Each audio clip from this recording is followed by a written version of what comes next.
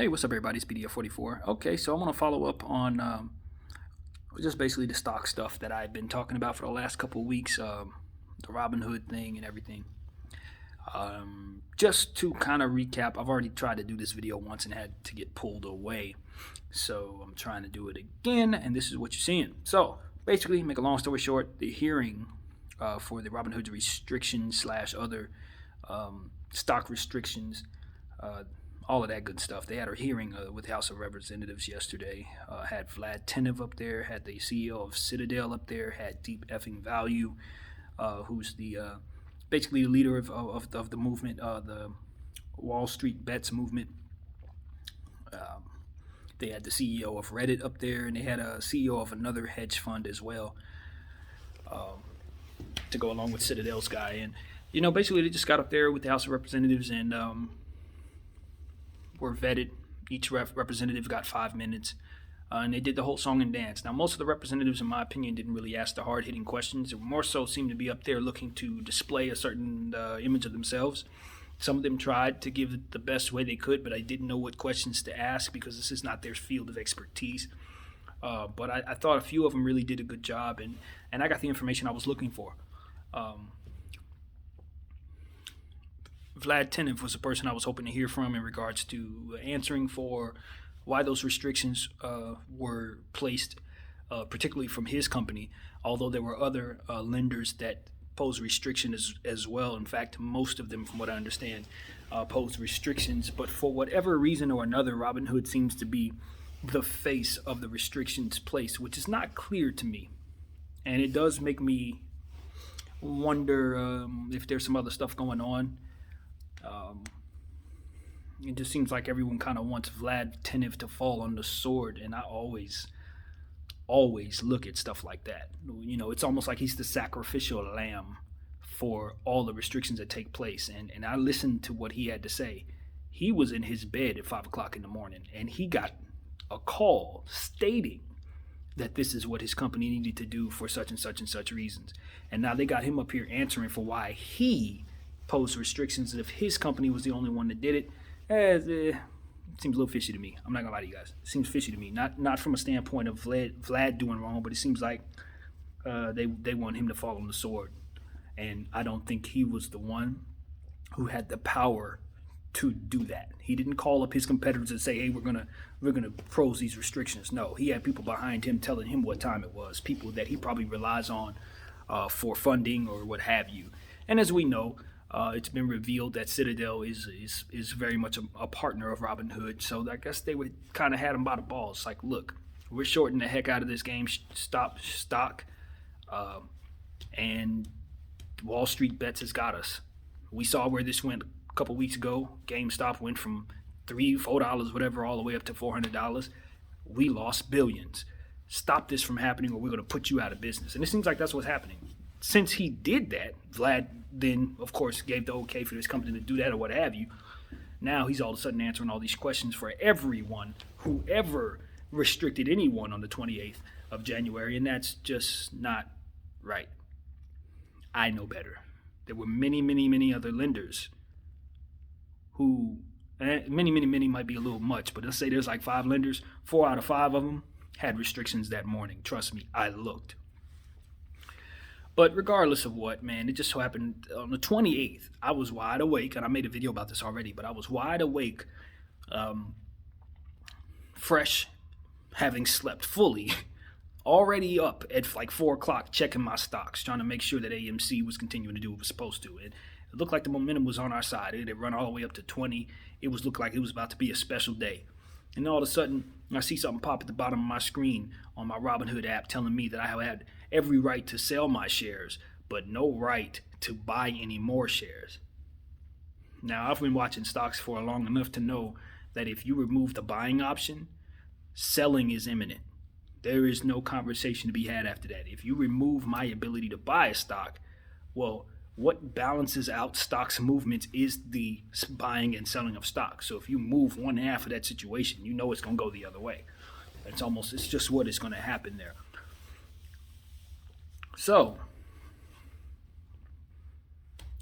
fast forward to where we are now. I figured it would be a big deal, and it has been. Obviously, they had the hearing yesterday. Vlad got up on there with a bunch of the representatives, as said, and he was asked the question, more or less the golden question that I've been waiting for. And that question was, why did you do this? And what do you believe would have happened if you didn't? And I was expecting him to say, well, we expect our company, if we didn't intervene with these restrictions, we would expect the whole market would be affected. We understand that we would have had to borrow money in order to make this happen, blah, blah, blah, so that we didn't feel like we would be under the guidelines of the law if we would have allowed this to happen. So the only solution we saw in a short-term reactionary moment was to halt buying and try to figure out what to do from there. That's not what he said. That's what I understood it to be, listening to other people talk, listening to even him talk in other forums, but that's not what he got up there and said with the House of Representatives in his face. What he said was he did not know what would happen if he didn't intervene. In other words, I'm not certain what I'm afraid of here necessarily, but I know the urgency needed to be done, and I got it done. That speaks to me that somebody was telling him what to do, and he slipped up and didn't make it very clear that wasn't the case. That's what I took from it. If you're following me, essentially what I thought he said was, my bosses essentially told me, yo, stop this madness. And they didn't give me anything really to say that would answer this question properly. So, I don't know. He got up there and said he didn't know what would happen if he didn't intervene. I could have come up with a better lie than that. I could have said, well, we think a number of things could have happened. Blah, blah, blah, everything I just said. Plus, we're just not really certain if it would have been a fair trading situation, if we would allowed this stock to go into the moon. People could buy at those prices and risk losing all this money if it didn't come back down because clearly the valuations don't match. Blah. He could have gave us all kinds of bunch of bullcrap in that regard, but he just said he didn't know. And telling me you don't know why you did something urgently that affects a lot of my money and millions of other dollars that's going around in people's pockets is not good enough. I need to know what you were so damn afraid of that you're willing to break these rules to in order to assure that you can get this done. And he couldn't tell me. He could not tell us what he was afraid of. Only that the urgency was there and that he did what he had to do and that he's sorry for it. My friend, I am at least down $1,000. Sorry is not going to cut it. You know what I mean? Like, that's what it really comes down to. Regardless if he's being railroaded, again, he's not the only company that was restricted. It was several others. But for some reason, he was the one up there talking. And like I said, I understand. I've listened to other forums. I know what they want us to believe took place there. The problem that I have is the lack of consistency with that excuse. From forum to forum to forum. It's like he's giving me that excuse on one platform I watch. He's on TV, he's saying the truth, or what he wants us to believe the truth is. And he gets up there with the House of Representatives, says something a little different, or a lot different in this case. And then he goes on another forum, like the Robinhood website, has a couple YouTube videos that they come out. One of them is like a 2-minute him saying, sorry, I met with the House of Representatives and I'm basically sorry for how this went down. We're learning from it, etc. And then he has another one, a 15-minute video where he gets up there with some fans or some customers and answers a few of their soft questions that they obviously orchestrated to make him look good. I mean, it's just a bunch of bull crap. And, the best thing that I would have done if I were an advisor of his would be to tell him to be as completely honest as possible and save yourself the trouble. The best thing he could have said was that he had a liquidity issue, because that's what they want us to believe. That seems like the closest thing to the truth that we're going to find in this conversation, that they could not properly pay for all of the different transactions necessary to assume all of that volatility for those particular stocks. Or he could say what the real truth is, that I got a couple guys, hedge funds guys who have me by the balls, and they told me that if I don't do this, they're going to crumble everything I have, and et cetera, which is probably the real truth. But the truth that they want the smart people to believe is that they just couldn't fill all the orders. That they literally would have been breaking laws in order to do so. So they turn around and break a law to keep from breaking the law. See, that's why I'm not buying that. Because my thing is, well, you bring this to the government. You let them know that you would have to break laws or break the Constitution in terms of free trade or what have you, in order to fall in compliance with their laws. And then from there, let them work that out.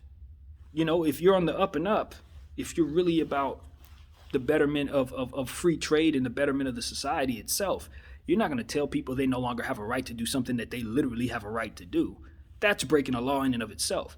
All that, if we want to stay within the compliance of the rules state that we can't borrow money and there has to be a 2-day period from which the money has to clear in order for us to be able to effectively use the funds. All of that is enough to cover your backside,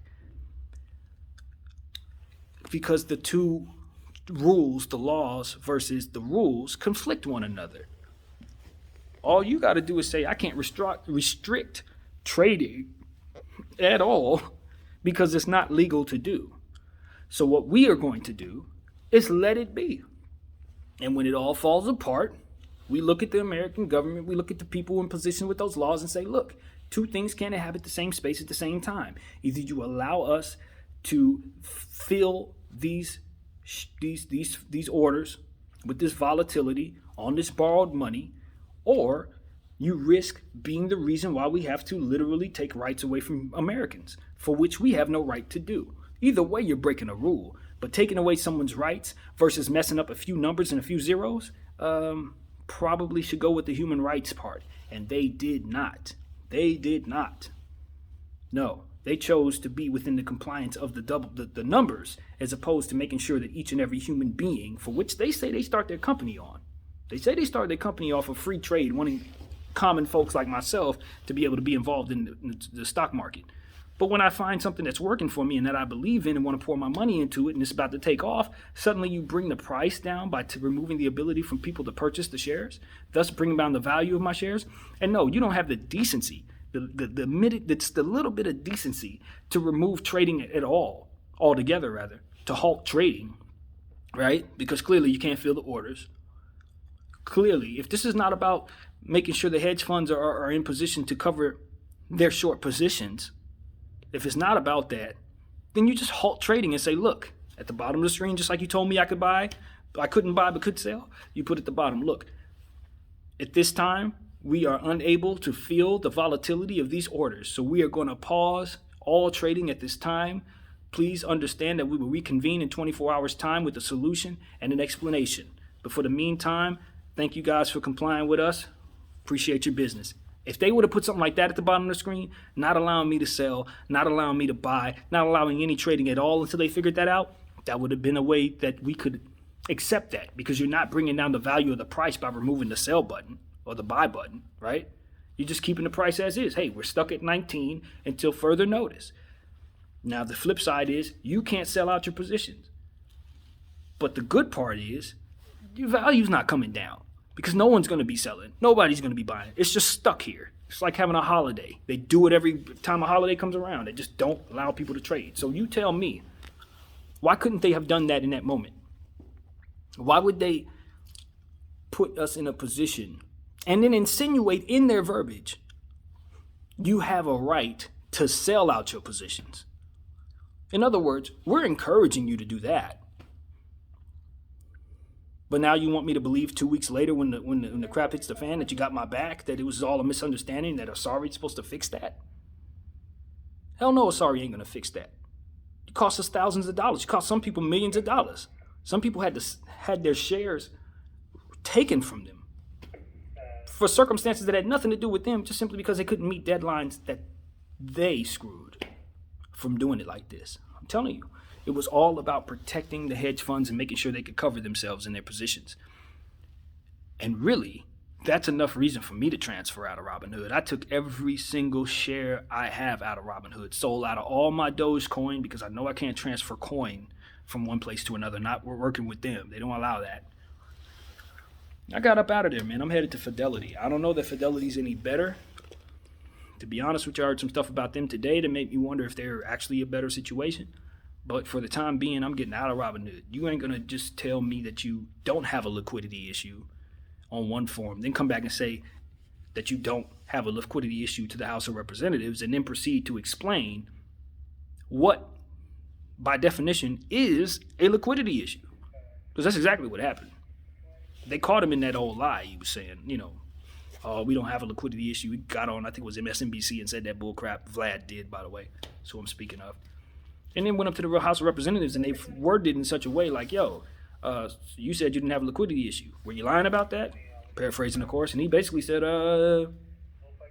yeah, I kind of was. And then proceeded to explain to us that he did have a liquidity issue. So my thing was, this guy is not being honest. The people behind him are not preparing him to cover his backside or that of his company's backside. People allowing him to fall on the sword. I feel bad for Vlad, honestly. I'm pulling my money out of Robinhood because I can't trust them to do the right thing in the right moment. This can happen at any time again. You know what I mean? At any moment in time, they could do this and then say sorry about it again. I'm not allowing them that opportunity. I still have every share that I owned prior to January 28th, and I intend on keeping it. And I've actually doubled my shares since then.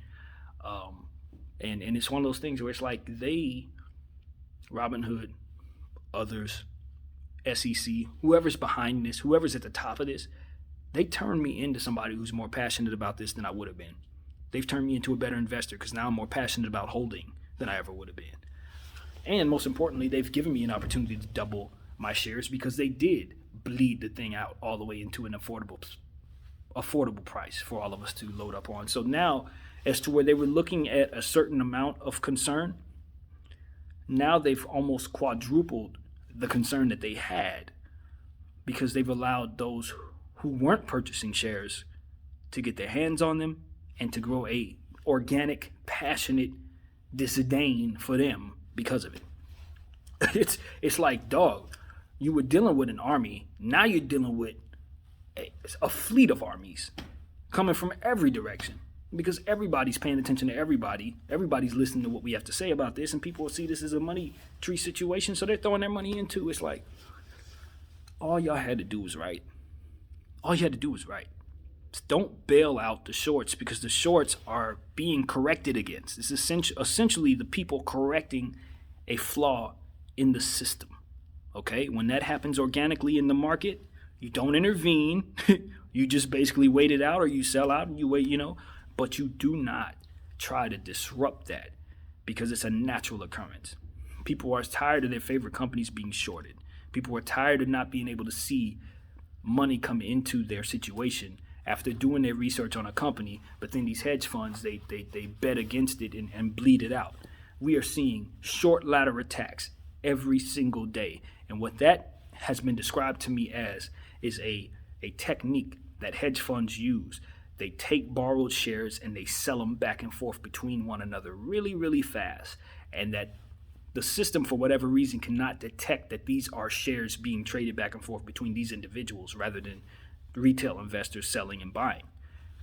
They're able to manipulate the stock price by doing this little short ladder attack technique, and they've been working that thing ever since the 27th. They have been bleeding out both GME and AMC. I've been witnessing this with my own eyes. I've watched stocks with 100 million people, volatility, 100 million people involved in this, going back and forth, and the stock is not moving, but maybe up 2 cents, down 5 cents. Like, it doesn't even make any sense. It's obvious manipulation. It's obvious stock manipulation taking place. I don't think there's a soul who's got up here and tried to provide technical analysis on these stocks that hasn't come away with the same conclusion that there is something unnatural taking place in regards to these stocks. Information in regards to the stocks, how much is being shorted, how many stocks are left too short, things like that. The numbers are all over the place. It's a lot of misdirection tactics, and what we all understand is hedge funds have trillions of dollars on the line. So there's nothing they won't do to keep from obviously losing that money. They will break rules. They will take fines. They will take lawsuits. They'll even settle majorly because whatever it is that they got to do in regards to dealing with the consequences of breaking rules to see that the situation doesn't fall apart is much less of a blow than letting it fall apart. And that is why I feel like we're on our own. Like the retail investor and the people involved in this conversation, people who believe in what it is that we're doing, we're alone. When you turn on Reuters, I don't know how to say it. You turn on Wall Street Journal, you look at all these different media outlets, they tell us that our shares are worthless. They tell us that we're stupid. They tell us they are lying on Wall Street bets, saying that they're pumping up stuff that they never even talked about. Silver, I be on Wall Street bets. I'm on Reddit. I look at these accounts. I comment regularly and never mention silver, y'all. Never mentioned it. What you were told about Wall Street bets pumping silver, as far as I could tell, a regular on there, it's false. Do not believe that. It is false, unequivocally false. The only shares that I have seen them really, really push, the only stocks I've really seen them push, honestly, it was three that I've seen on Wall Street's bets forum. It's AMC, it's GME, and it was Dogecoin. That was it. That was all I really saw. I know some people were pushing Naked. Not certain about Naked. Saw some people pushing BlackBerry. Again, not certain. I didn't see a whole lot of forums about that. It would usually be people on there telling us they want us to focus on those stocks. But deep effing value, he's GameStop AMC. You understand what I'm saying to you? I'm telling y'all. All the guys that are real serious about this, they're only focused on those two at the moment, to my knowledge. I did see SNDL, I think that's the name of it, it's some type of weed company. They also took off a little bit, but a lot of that stuff was not Wall Street bets.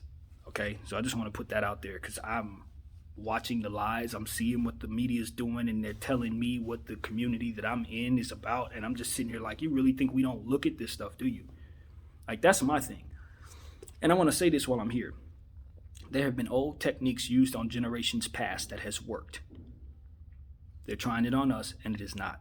But there are still many people, part of those generations, who will still believe in those lies and believe in those tactics, or rather are manipulated by those tactics, and they still have influence. That is what we're seeing here. But you got a generation of people who are not blinded by the old techniques of manipulation and propaganda and things of that nature. We see straight through it. And that's exactly what's happening here. They're still using these tactics against you guys with various platforms that I see all the time. Every one of these stock